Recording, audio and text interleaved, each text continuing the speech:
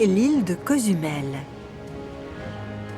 Un merveilleux paradis pour la faune marine dans les eaux bleues sauvages de la mer des Caraïbes. La visibilité est incroyable. Le récif est absolument fabuleux. À chaque fois, j'en ai le souffle coupé. Voici la deuxième plus grande barrière de corail du monde. Un terrain de chasse sauvage pour les grands prédateurs au sommet de la chaîne alimentaire océanique. Les requins bulldogs sont de très grosses bêtes. On se sent tout petit dans l'océan. Humble et parfait. C'est ce qu'on voit, la perfection sous l'eau. Un voyage périlleux, tout au fond de centaines de kilomètres de grottes sous-marines sombres et mystérieuses. La plus petite erreur peut faire la différence entre la vie et la mort. On se retrouve très loin de la sortie. Le moindre incident peut nous coûter la vie. Un monde secret, autrefois considéré comme sacré, où seuls les plus braves osent s'aventurer. C'est comme un autre monde.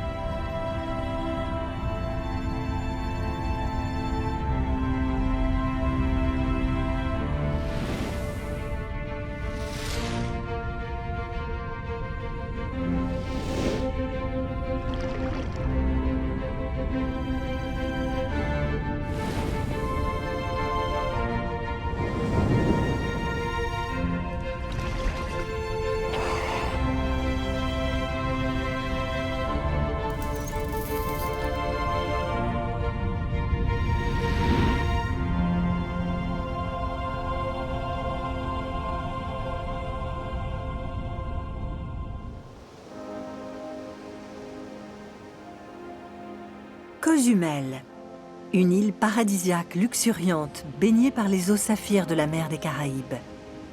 À 30 km au large de la côte orientale de la péninsule mexicaine du Yucatan. Située sur un sol calcaire, Cozumel abrite le plus grand réseau de récifs des Amériques, le récif corallien mésoaméricain.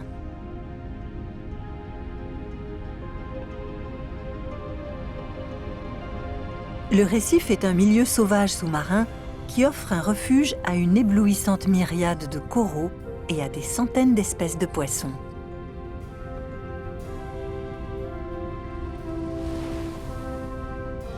Comme le poisson perroquet, amateur de corail, ou le magnifique poisson grenouille, timide et insaisissable.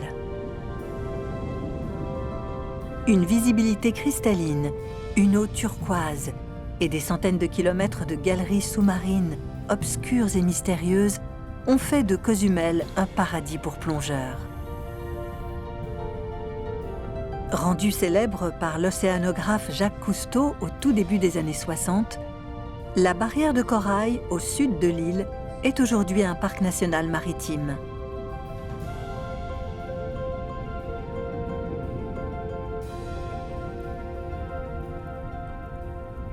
Les récifs coralliens couvrent moins d'1% des océans du monde. Et pourtant, un quart de toutes les créatures marines vivent sur le récif à un moment donné de leur vie. Dans les eaux chaudes bleues outre-mer qui séparent Cozumel de la péninsule du Yucatan, le fond de sable blanc est agité par le plus féroce prédateur de l'île, le requin bulldog.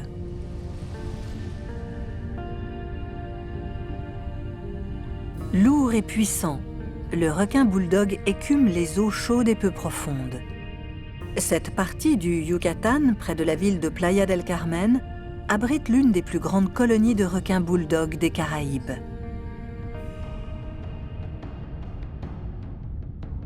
Trois mois par an, en hiver, les femelles, dont beaucoup sont pleines, élisent domicile dans ces eaux turquoises avant d'aller mettre bas dans les eaux douces toutes proches. Normalement, on les aperçoit faire des cercles au loin. On s'agenouille sur le sable et on attend qu'elles viennent. C'est très excitant comme expérience.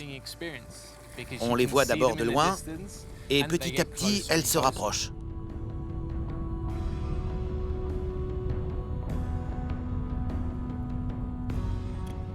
Ce sont de très grosses bêtes. On se sent tout petit dans l'océan. Long de plus de 3 mètres, aussi lourd qu'un grizzly, le requin bulldog nage lentement au-dessus du fond. On peut le croire léthargique, mais il est capable d'accélérer brutalement pour attraper les petites proies agiles avec ses dents larges et triangulaires, dentelées comme une lame de scie.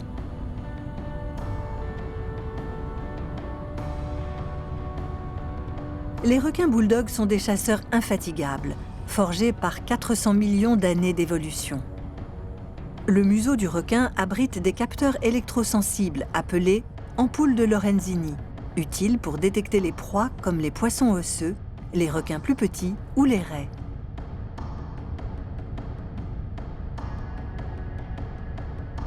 Les requins captent les petites impulsions électriques émises par les animaux quand ils se déplacent. Quand un animal est en difficulté et se débat, ces impulsions électriques sont plus fortes et attirent le requin affamé. Des cellules sensorielles ciliées de la peau, appelées neuromastes, détectent les vibrations dans l'eau et analysent pour le requin la vitesse et la direction qu'a prise sa proie. Le squale est donc capable de chasser dans le noir complet.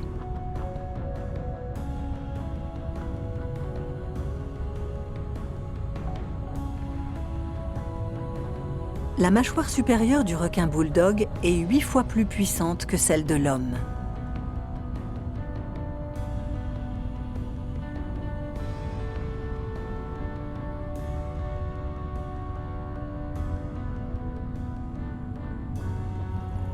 Malgré ce formidable pouvoir et leur aspect effrayant, ces requins sont dociles au contact de l'homme.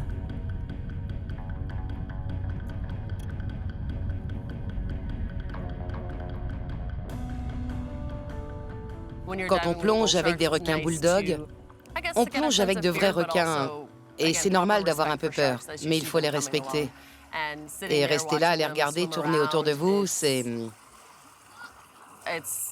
incroyable. J'adore les requins. Les gros requins sont tout pour moi. Et les voir nager autour de moi, c'est exaltant. Vraiment.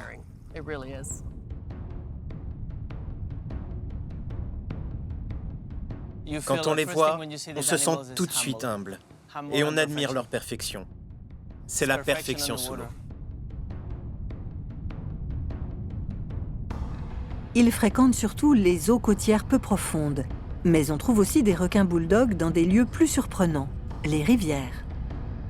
Contrairement à la plupart des requins, ils peuvent survivre indifféremment et pendant de longues périodes dans l'eau salée ou dans l'eau douce. On en a même trouvé dans le fleuve Amazone et le Mississippi.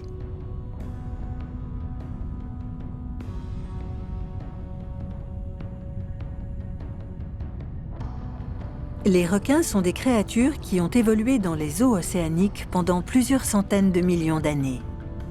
Pour survivre, ils doivent retenir le sel dans leur organisme. L'eau douce est fatale à la plupart des squales.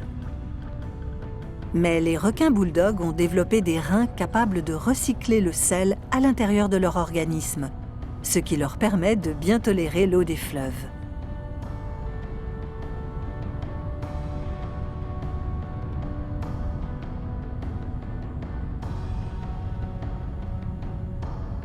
Bien installé au sommet de la chaîne alimentaire, le requin bulldog adulte n'a pas de prédateur naturel. Mais parce qu'il fréquente les eaux côtières et les ports d'eau douce, il est menacé par la pollution, la perte de son habitat et la pêche, pris accidentellement dans les filets ou impitoyablement tué pour satisfaire une demande, la soupe aux ailerons de requin.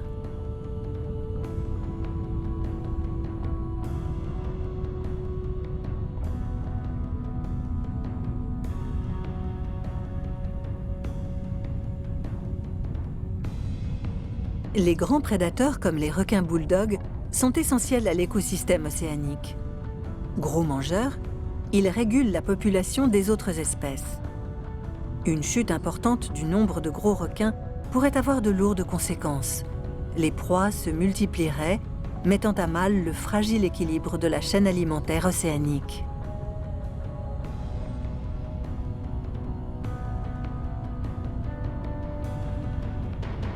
Sur ces fonds sableux, le requin bouledogue ne chasse pas seul.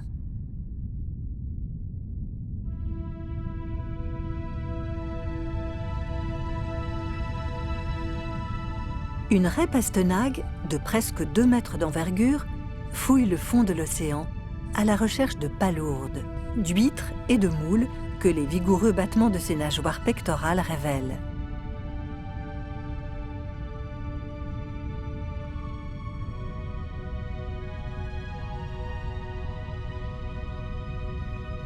La raie pastenague est parfaitement adaptée à la vie sur ces fonds océaniques. Son corps plat s'accorde aux nuances du sable et la dissimule aux yeux des requins ou des raies plus grandes.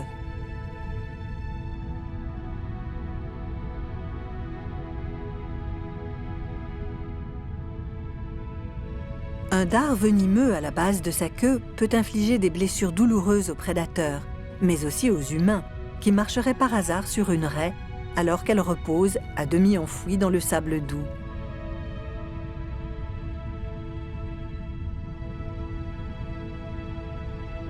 Il est vivement conseillé d'adopter une conduite spécifique. Marcher en laissant traîner les pieds, pour alerter la raie de la présence d'un danger et éviter ainsi une rencontre potentiellement douloureuse avec l'animal.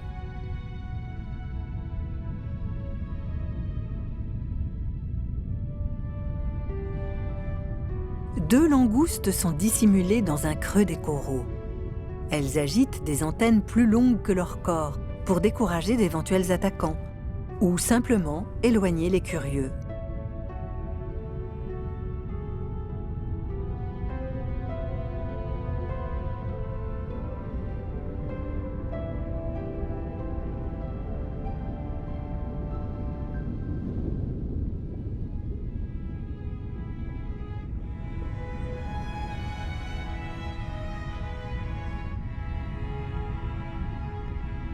Au-delà des fonds sablonneux, le récif de Passo del Cedral, à 20 mètres sous la surface, transforme un paysage apparemment désertique en jardin d'Éden.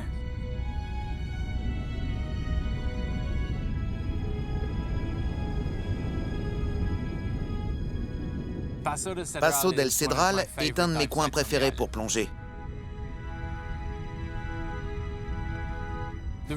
Il n'est pas aussi grand que d'autres récifs, mais justement, il déborde de vie. Mon spot favori, c'est Passo del Cedral, parce qu'il y a de la vie comme nulle part ailleurs.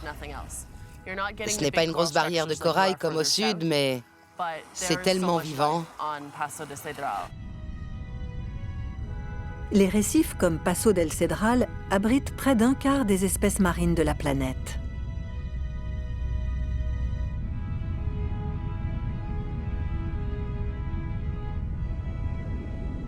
En heurtant le récif, les courants océaniques font remonter des profondeurs les nutriments qui attirent un très riche éventail de créatures marines.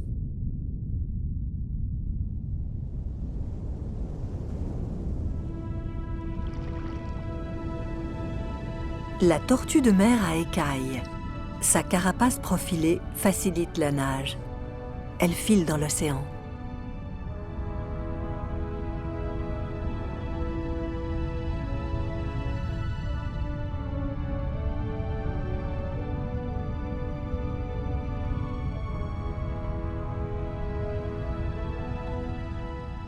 De loin, on croit que c'est une pierre entourée de poissons-anges. Mais quand on se rapproche, on voit que c'est une tortue, en fait, qui est en train de se nourrir. Et elle se moque que vous soyez là. On trouve surtout les tortues à écailles sur les barrières de corail, qui sont riches de leur nourriture préférée, les éponges de mer.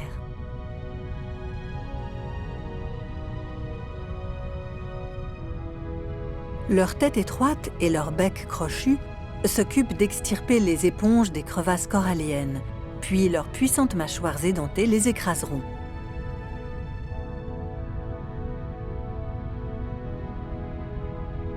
Certaines éponges sont hautement toxiques et même mortelles pour les autres créatures.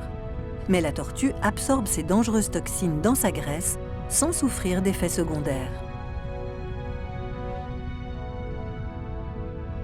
La tortue à écailles est omnivore. Elle mange aussi des algues, des oursins de mer et des méduses. Sa carapace et sa tête caparaçonnée la protègent des cellules urticantes de la méduse.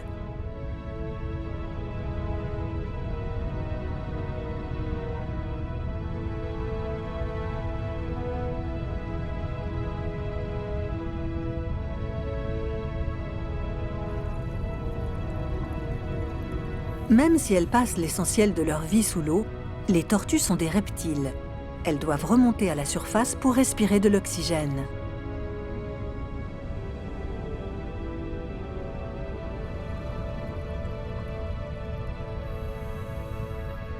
Quand elle se repose, la tortue peut rester immergée des heures. Une tortue en action, qui plonge pour se nourrir ou qui fuit un prédateur, doit respirer plus souvent.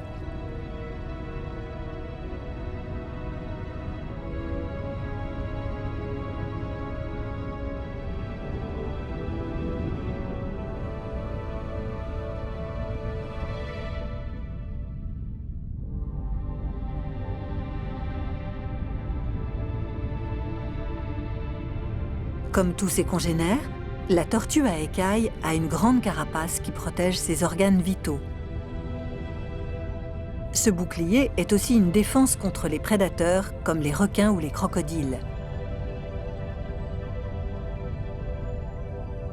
Mais cette même carapace a failli causer son extinction.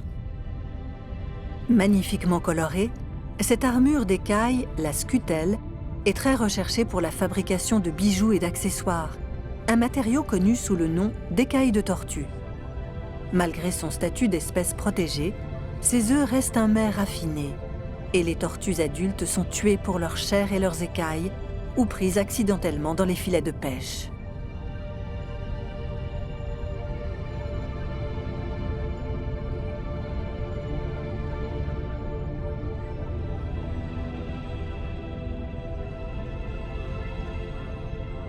En haute mer, elle se propulse grâce à ses longues nageoires pectorales en forme de raquette.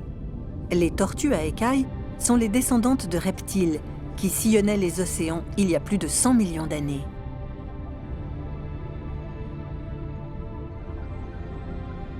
Gracieuses, ancestrales, elles sont le lien irremplaçable avec notre passé préhistorique.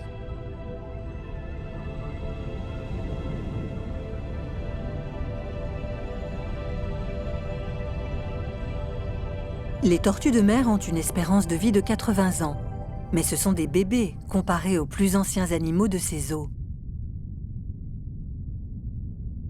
Les barrières de corail. Le corail est un organisme vivant et les plus anciens récifs connus ont entre 5000 et 10 000 ans. Pourtant, partout dans le monde, ils sont menacés par la pollution, les pratiques de pêche destructrices et les effets du changement climatique. Une eau trop chaude pousse les algues à quitter les tissus coralliens, privant l'animal de sa principale ressource alimentaire et livrant le récif aux maladies. Le récif à Paso del Cedral abrite une faune marine si dense qu'il faut regarder attentivement pour apercevoir la plus timide, la plus secrète des créatures. Ce qui est bien à Paso del Cedral, c'est qu'on peut voir le poisson-grenouille splendide. On ne le trouve qu'ici, à Cozumel, alors c'est très particulier. On les voit se cacher dans des petits trous, et ils sont très timides. Les poissons-grenouilles sont loin d'être des nageurs puissants, et voyager sur de longues distances n'est pas chose facile pour eux.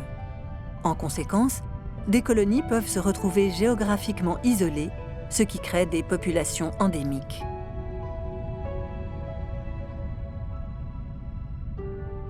Pour trouver un poisson-grenouille, les plongeurs doivent repérer les indices de leur présence, les lignes dans le sable formées par la barbe du poisson.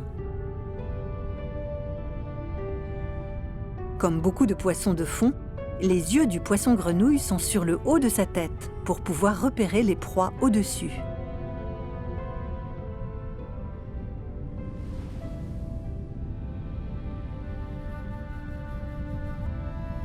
Dans ces eaux tropicales, la faune marine est largement concentrée sur le récif. Le poisson-ange français nage sur le côté pour réduire sa surface corporelle et nager plus facilement dans le courant. C'est une espèce rare de poisson d'océan.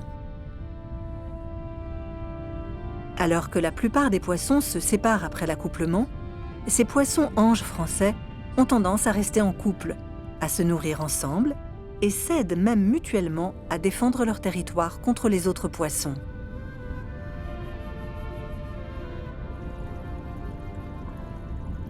Un couple de poissons-anges gris se nourrit sur le récif. Comme tous leurs congénères anges, ils mangent surtout des éponges de mer, qu'ils arrachent au récif avec leur bouche petite mais puissante. Des rangées de dents imbriquées découpent la surface extérieure dure de l'éponge. Une épaisse couche de mucus, sécrétée par le poisson-ange, recouvre ensuite le repas, protégeant son estomac des épines de l'éponge, censées décourager les prédateurs.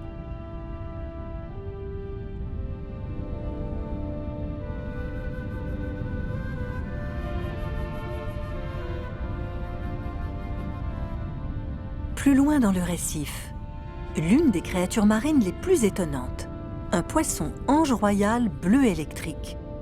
Ses couleurs vives et brillantes ne l'empêchent pas de se fondre dans le labyrinthe multicolore de coraux.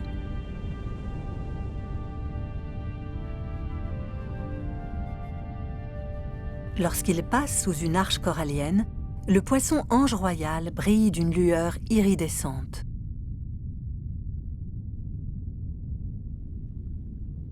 Riche en nutriments, le récif de Cozumel a transformé ses eaux peu profondes en un aquarium géant. Ne s'éloignant jamais des coraux, un poisson ange noir et jaune resplendit dans ce décor.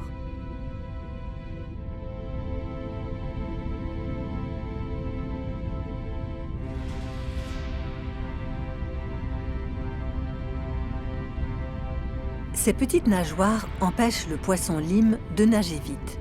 Il évite les hauts fonds et écume le récif en quête d'éponges et d'algues dont il se nourrit.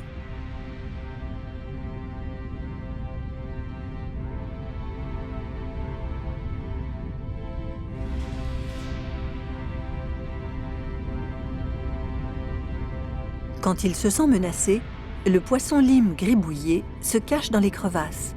Les épines de sa tête et de son ventre se dressent pour bloquer sa position.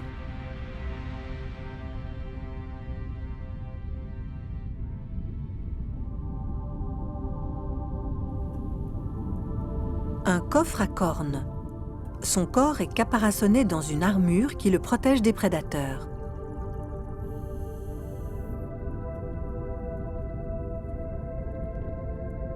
Des ouvertures près des branchies lui permettent de respirer. De puissantes nageoires pelviennes arrondies l'aident à se déplacer rapidement tandis qu'il inspecte le corail à la recherche d'invertébrés.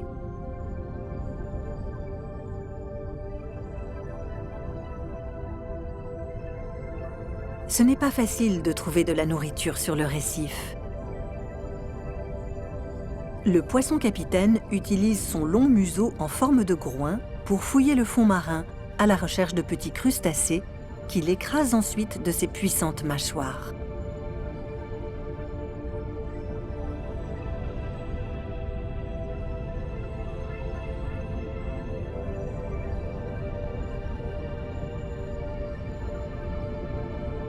Une des plus remarquables créatures du récif s'attaque à des proies d'un tout autre type. C'est le poisson-perroquet. Il peut changer de couleur, de motif et même de genre, de manière répétée. Le changement de sexe se produit quand la population baisse et qu'il faudrait davantage de mâles ou de femelles en âge de se reproduire.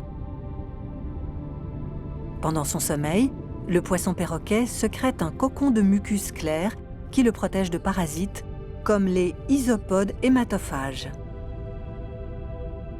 Les isopodes, connus comme les moustiques de la mer, sont de dangereux prédateurs. Ils boivent le sang des poissons pendant leur sommeil.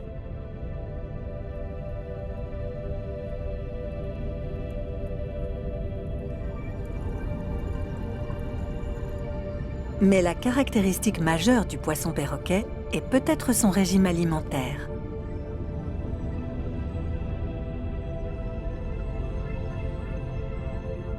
Ces poissons se nourrissent principalement de coraux et d'algues qui poussent sur les récifs.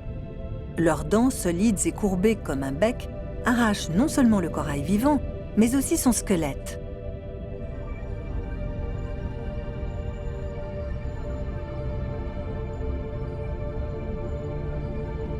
D'autres dents broyeuses, placées dans la gorge, écrasent le corail, libérant les polypes chargés en algues dont se nourrit le poisson perroquet. Le matériau pulvérisé ingéré par le poisson passe ensuite dans son tube digestif avant d'être redéposé dans l'océan sous la forme de fines particules de sable blanc. Un poisson perroquet peut produire 90 kg de sable par an.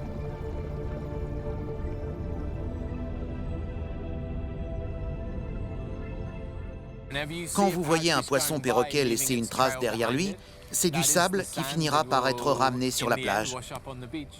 C'est la contribution du poisson perroquet au récif de Cozumel. La forêt tropicale du Yucatan fait partie de la grande étendue de forêt tropicale en Amérique centrale.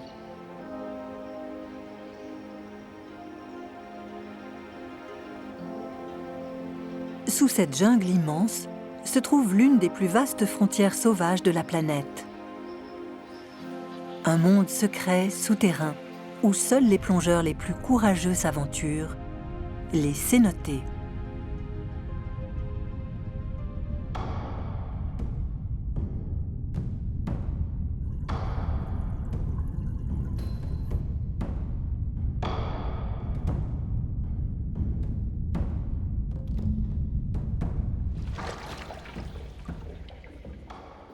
Quand on plonge dans les cénotés, on entre dans un environnement clos composé d'eau douce.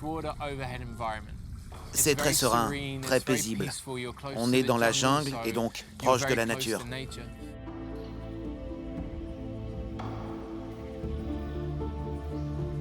La jungle s'élève sur un épais manteau calcaire qui faisait autrefois partie d'un récif submergé. Il y a plusieurs millions d'années, les eaux pluviales rendues acides par le dioxyde de carbone contenu dans le sol se sont infiltrées dans la terre et ont rongé le calcaire, créant un immense réseau de caves souterraines inondées par les nappes phréatiques.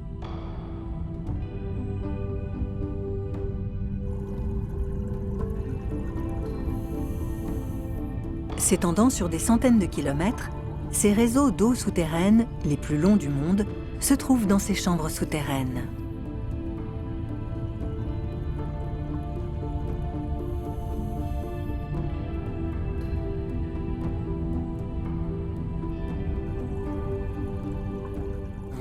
Quand on arrive sous cette structure, on est totalement dans le noir. On a sa lampe, un guide, et on se retrouve en paix avec soi-même.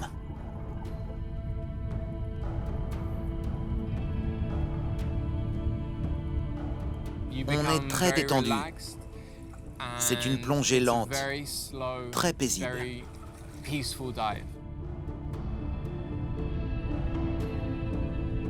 Peu de plongeurs sont allés au bout des galeries sous-marines du Yucatan. Les explorateurs qui se glissent dans ces tunnels étroits et labyrinthiques ne peuvent compter que sur eux-mêmes.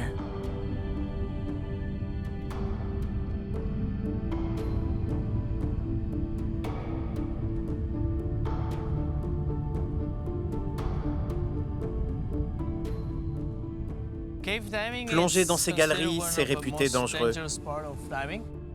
On est loin des sorties. On doit être bien préparé avec 2 bouteilles, 2 régulateurs, des équipements de plongée très pointus. La moindre faille dans l'équipement ou la logistique peut provoquer un accident mortel. Sous l'eau, une pancarte avertit du danger. Des centaines de plongeurs du monde entier ont péri dans des galeries comme celle-là. Dans ces profondeurs obscures, à des centaines de mètres d'une sortie, on est vite désorienté. Dans les grottes submergées du Yucatan, se perdre sous l'eau avec une réserve limitée en oxygène peut être fatal.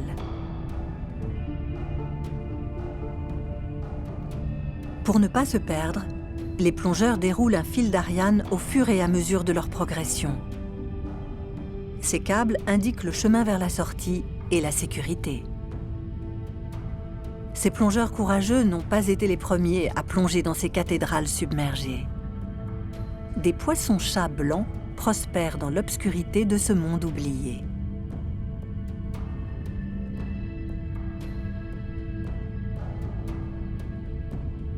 Ils se nourrissent la nuit, fouillant les grottes en quête des invertébrés qui vivent sur le fond marin.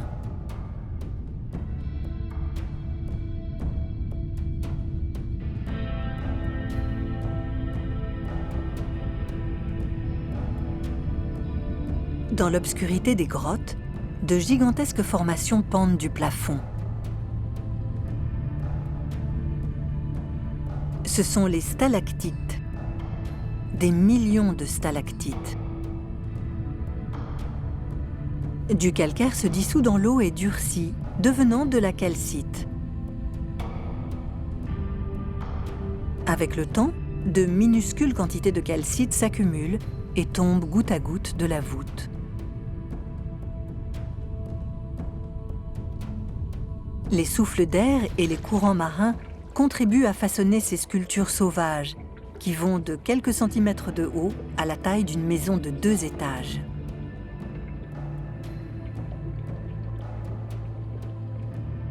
Pourtant, chacune d'entre elles est née d'une simple goutte.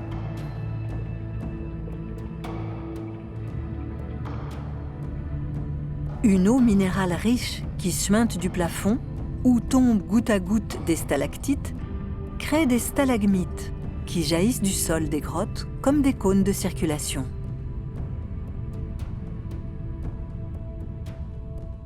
C'est difficile à croire qu'un endroit aussi près des côtes, au milieu de nulle part, puisse être aussi magnifique sous l'eau. Et il y en a qui ont des poches d'air, donc on sort et on admire. Ça ne ressemble pas à ce qu'on voit habituellement. C'est une plongée complètement différente. Dans la forêt tropicale de la péninsule du Yucatan, il n'y a ni cours d'eau ni rivière.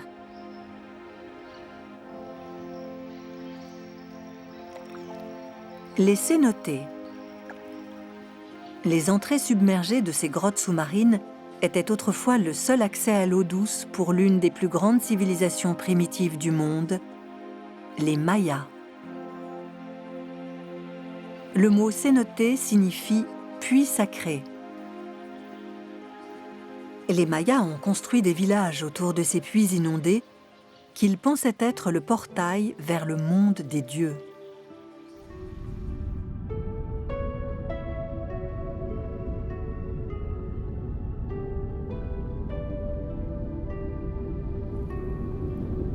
Sur le riche récif coloré de Cozumel, la bataille pour la survie est quotidienne.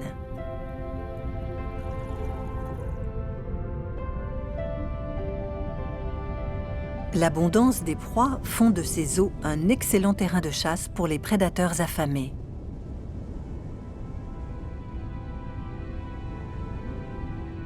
Des prédateurs comme la raie aigle mouchetée.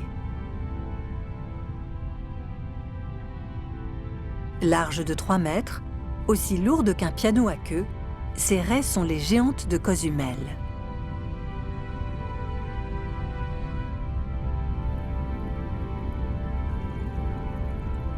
Propulsée par les battements puissants de ses nageoires pectorales ailées, la raie aigle file dans les eaux profondes.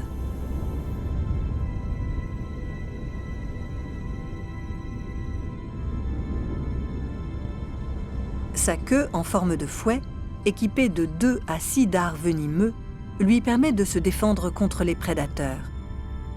Sa vitesse et sa taille la protègent, même des plus gros requins qui écument ses eaux.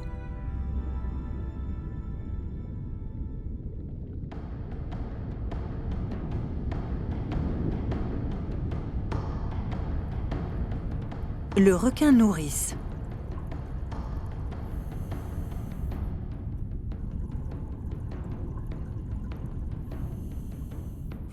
Dans cette zone, on a de grandes chances de tomber sur un requin nourrice.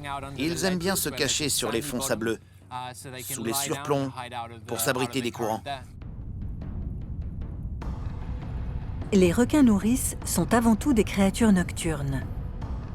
Ils passent leur journée à se reposer pour économiser leur précieuse énergie.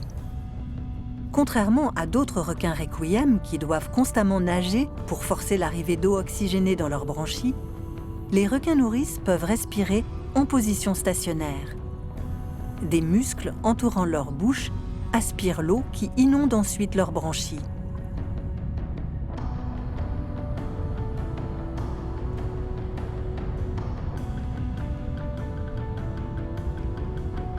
Trop lents pour chasser de jour, ils préfèrent chasser la nuit. Ils aspirent leurs proies endormies en s'aidant de leur barbille sensorielle.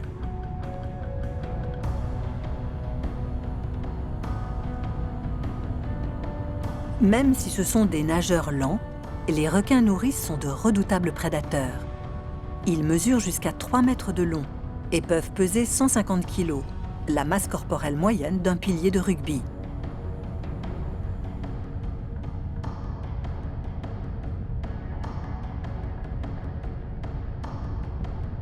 Leur puissante mâchoire pulvérise la dure carapace des crustacés, qu'ils dévorent ensuite par succion, à l'aide de milliers de dents aiguisées et irrégulières.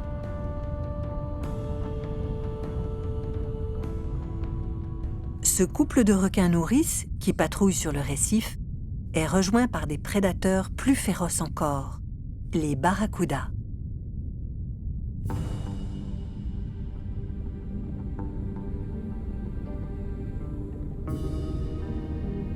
En forme de couteau de chasse et tout aussi dangereux, le barracuda est un prédateur d'élite. De petite taille, des dents en lame de rasoir doublées d'une rangée de crocs en forme de poignard, il peut alors déchiqueter ses proies pour les digérer facilement.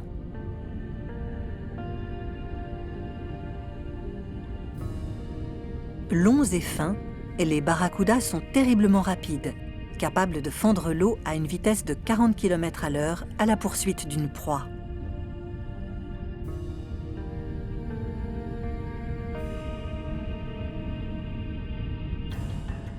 Leur capacité à gonfler et dégonfler leurs nageoires pelviennes leur permet de se glisser dans les crevasses du corail pour y traquer les petits poissons de récif.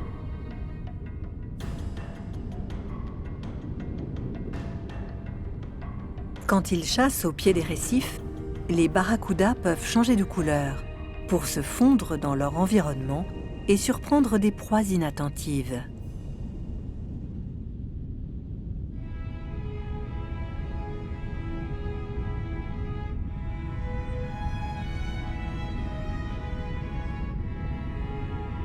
Avec tous ces barracudas en chasse, les vivanos dents-chiens seraient bien avisés de ne pas baisser la garde. Ces poissons se déplacent en bancs serrés d'une trentaine d'individus, sillonnant le récif en quête de crustacés, comme ce Bernard l'ermite caché dans la coquille vide d'un escargot de mer.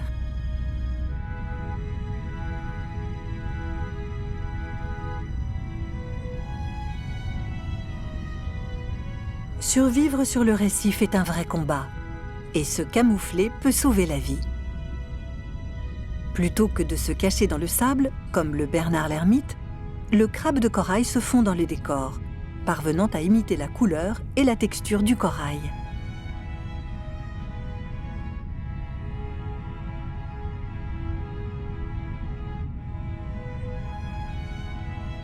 Plus loin sur le récif, voici un roi du camouflage, plus talentueux encore, le poulpe des récifs caribéens, l'une des rares créatures sur la planète à pouvoir changer son apparence en un clin d'œil. Des milliers de cellules sous-cutanées qui changent de couleur font naître à la surface de sa peau des formes et des motifs qui s'harmonisent avec les rochers et les coraux voisins.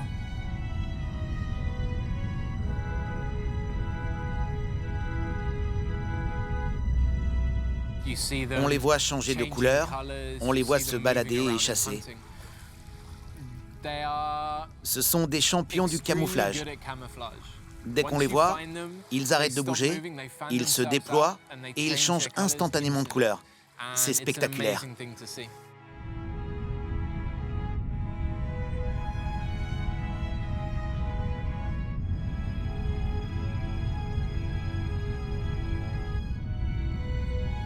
Pendant la journée, le poulpe se cache sous des surplombs.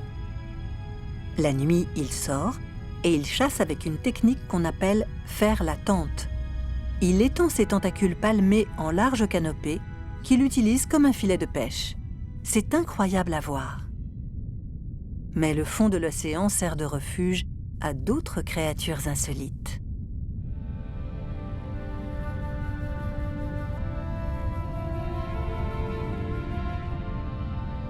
Le poisson-grenouille, aussi doué dans l'art du camouflage, attend qu'une proie passe.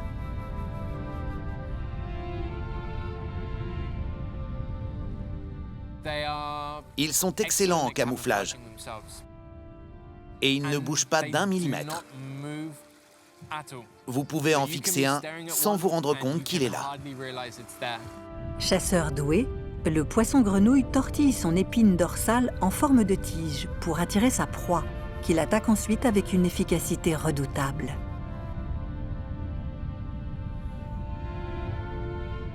Le poisson-grenouille est petit, mais il peut agrandir 12 fois la taille normale de sa bouche pour attraper des proies plus grosses à l'aide de dents pointues comme des aiguilles.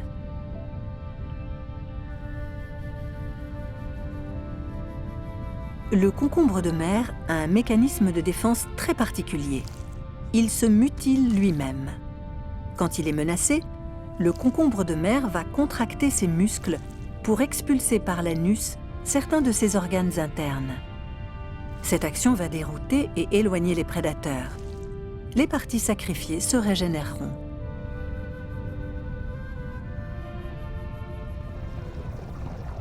Comme tous ses congénères, ce concombre de mer respire en aspirant l'oxygène par l'anus avant de le rejeter.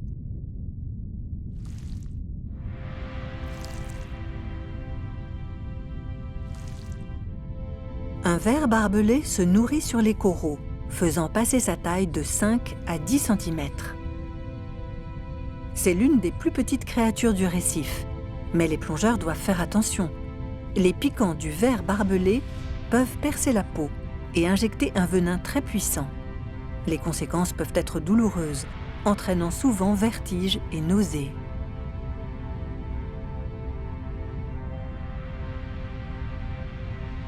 Plus petite encore que le ver barbelé, l'hippocampe n'est pas plus gros que le pouce.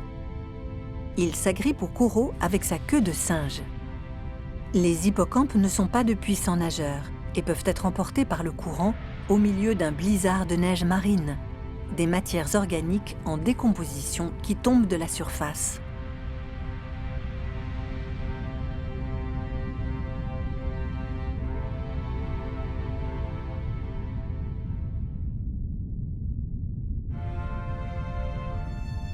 Des formations coralliennes spectaculaires, au monde secret souterrain.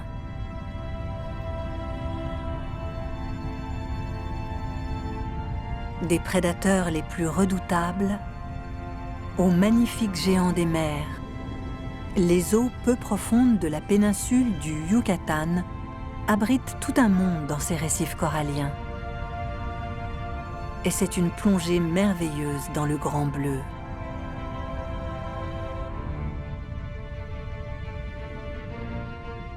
Dans la même semaine, vous pouvez plonger dans des grottes, dans le récif, ou plonger pour voir des requins. Normalement, les plongeurs parcourent le monde pour voir tout ça. Mais ici, vous pouvez faire tous les types de plongées dans des sites variés, mais au même endroit. Pour moi, le meilleur endroit pour plonger, c'est Cozumel, aux Caraïbes. On a des milliers d'années d'histoire avec les stalagmites et les stalactites. Les Mayas croyaient que c'était le passage vers les enfers. C'est un peu effrayant, mais c'est incroyable à voir. C'est comme entrer dans un autre monde.